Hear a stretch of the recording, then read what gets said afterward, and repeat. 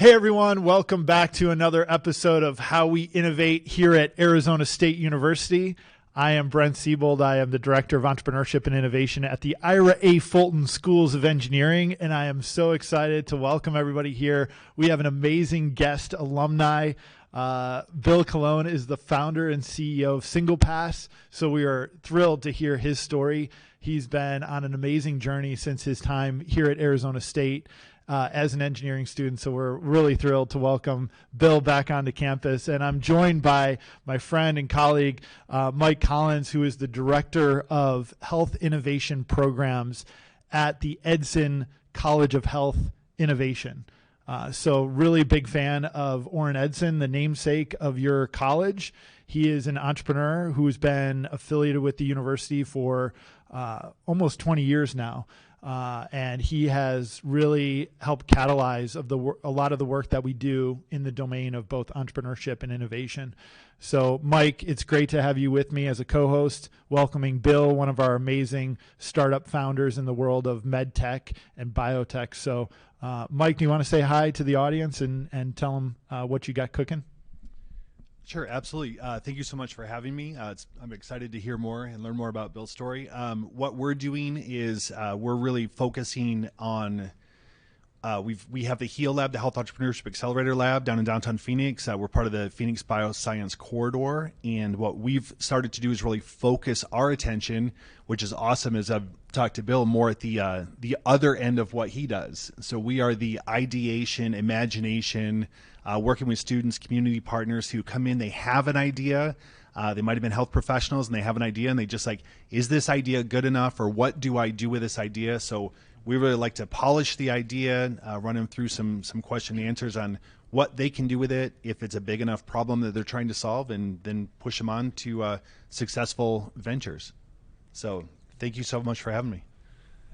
Really excited to have you here. And of course, a big fan of the HEAL Lab at the downtown Phoenix campus and all the amazing students that you have there collaborating with our amazing students within the Ira A. Fulton Schools of Engineering. So speaking of students in engineering, Bill Colone, our guest here, has spent a lot of glorious years on campus back in the day. He now resides in the beautiful state of California. As hopefully you all know, we have an emerging presence within the state of California. So it's fantastic to have Bill not only collaborating with us on campus with our students, but with other inventors and faculty, and keeping that line of innovation open between the greater Phoenix metro area. And you do a lot of work with the Mayo Clinic and the Mayo MedTech Accelerator. So I'm loving and very optimistic about seeing more and more things happen, not only in the Southwest, but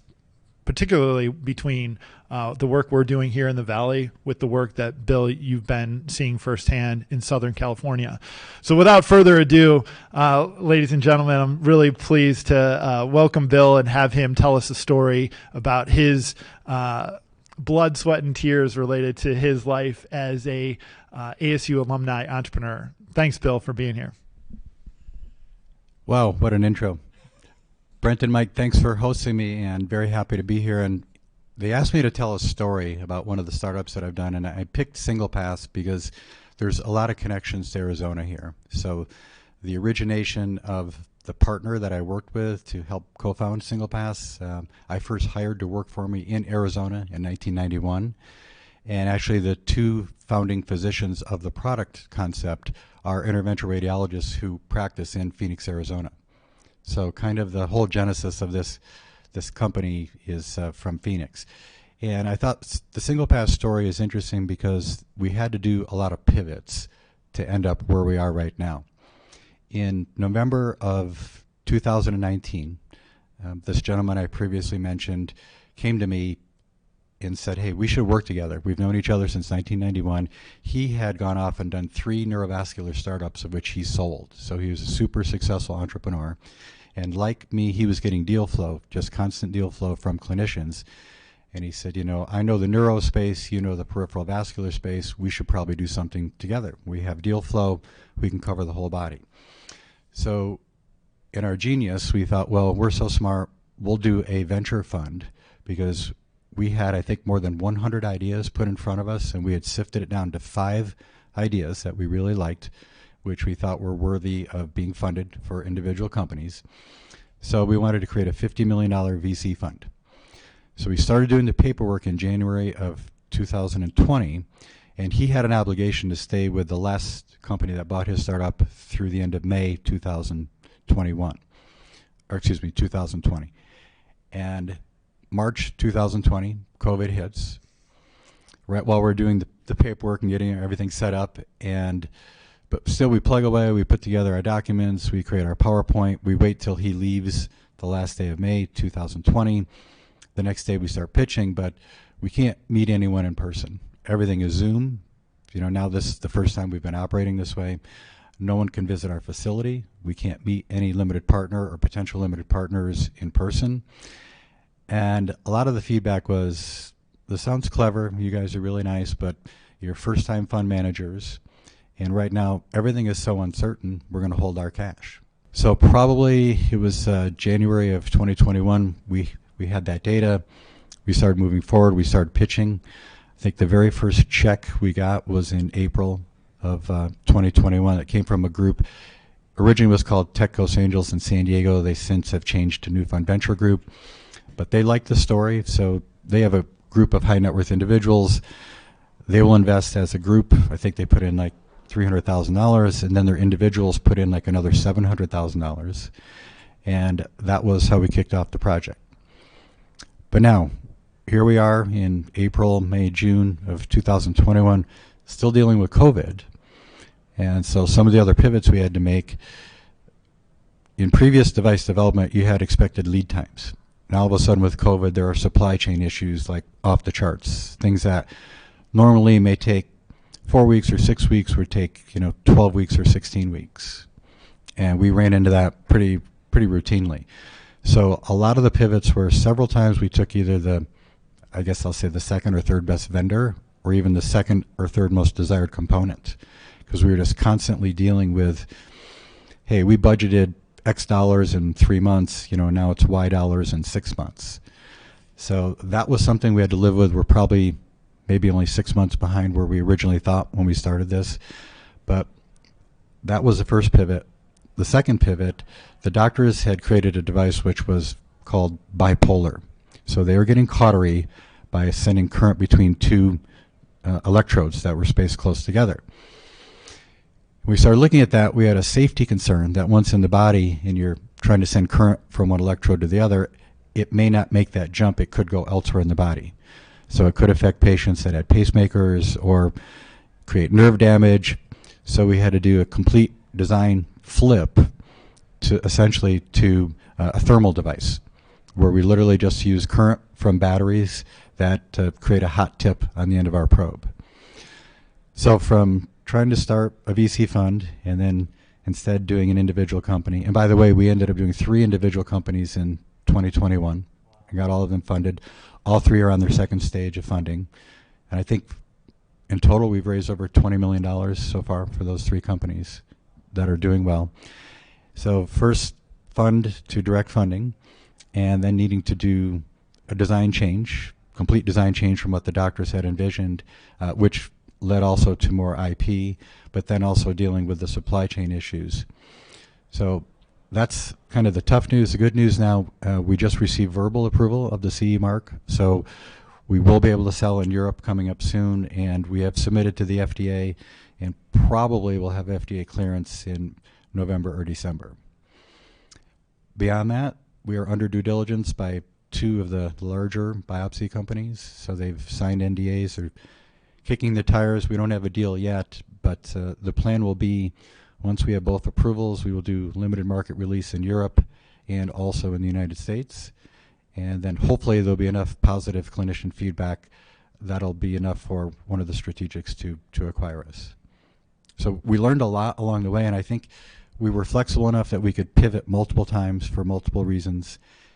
And it's, very, very positive outcome thus far. We actually did a second round of funding that we closed in, February of 2023. We just closed that funding round. So the people in the seed round have already more than tripled their money because of the valuation increase. We did a very successful clinical study that had literally perfect outcomes. So doctors who were very skeptical about using it, one of the better stories, we did our first in-man procedures in Europe with a physician friend I have in Latvia. And before we went there, he said, Bill, we're not going to do kidney biopsies. They bleed too much. So we're only going to do liver and lung. So we went over there. We did 2 liver biopsies on day 1.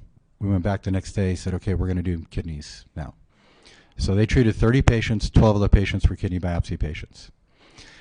And we came back to America. It took a little longer to get ethics committee approval to treat patients in America. Went to Long Beach Memorial, and same thing there, similar kind of outcome. 2 patients the first day went really well. 2 patients the next day went really well. And the second evening after the case is about 6 o'clock, the doctor called me, and I'm at a happy hour because I'm pretty excited. I'm like, okay, something went wrong. One of the patients is having an issue. And he said, don't worry, I just have one question. Can my friends and family invest in the company? Wow. So what we saw was this skepticism that once, both in Europe and in the U.S., once we could get the device in their hands and they could use it, that it created value. So there's been a lot of positive outcome. We have a lot of very happy investors right now, and we think we're close to doing something pretty significant. This really will help people. It gives them a tool they don't have now. And I mean, it took a lot. We had to persevere through, can't get money in the beginning, needed to change the design, needed to work with long lead times, but we kind of hung in there, and we think we're close to the finish line. So hopefully that created some questions. Wow. Thank you so much, Bill. That was a fantastic story. There's many aspects of that evolution and that journey you've been on just in the last few years that really resonated with me working with early stage startups here at Arizona State University. I wonder if you could, if you don't mind, I'm going to jump in with the first question. Maybe expand a little bit on the part of the story where you mentioned you were almost, it sounded like on your own or with a very small team, going out to get that kind of initial feedback from the physicians themselves. And you mentioned there was a third that really liked it and a third that were kind of on the fence and a third that said, I don't really have the problem. Could you just kind of expound on how you set that up? And then obviously you made a pivot with doing the study, but this is one of the things we share with our early stage founders, to go out and collect that qualitative feedback as early as possible themselves as the CEO of the company. So just walk us through your mindset and maybe talk about the tactics involved there. Sure. So one thing that really helps, I've done this for over 40 years. My partner's done it for over 30 years. So our personal physician network was huge. But the first thing we did, we asked the inventing physicians, give us the names of your fellow interventional radiologists. So make at least a dozen introductions to us. Let them know that I'm going to call. So also I worked with the inventing physicians. Tell me the best questions to ask them. But also too, I want unbiased feedback on what they think. And their personal references were kind of middle of the road.